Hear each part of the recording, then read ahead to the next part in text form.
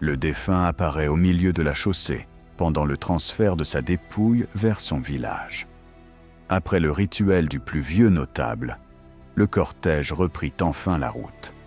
Tous pensaient que le pire était derrière eux, mais le jour des obsèques, au moment précis où l'un de ses fils s'avança pour lui rendre un dernier hommage, un vent d'une violence incroyable se leva.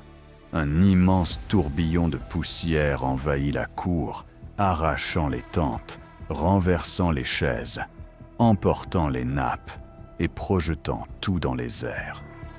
Les cris remplacèrent les chants funèbres. Pris de panique, les villageois s'enfuirent dans toutes les directions, abandonnant le cercueil au milieu de la cour. Seul le chef du village, quelques enfants et les plus vieux notables refusèrent de partir. Le chef comprit aussitôt que le défunt réclamait quelque chose. Il fit revenir tous les enfants du disparu. Un à un, ils s'agenouillèrent devant le cercueil et demandèrent pardon à leur père pour lui avoir désobéi.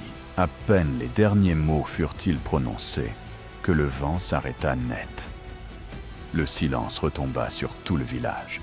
Cette fois, l'on accompagna le défunt jusqu'à sa dernière demeure, sans qu'aucun autre phénomène ne survienne. L'histoire qui va suivre va encore plus vous choquer. Une mère envoûte le mari de sa fille et un drame familial en suivra. Pour suivre l'histoire en premier, écris simplement « Histoire » en commentaire et abonne-toi pour être notifié.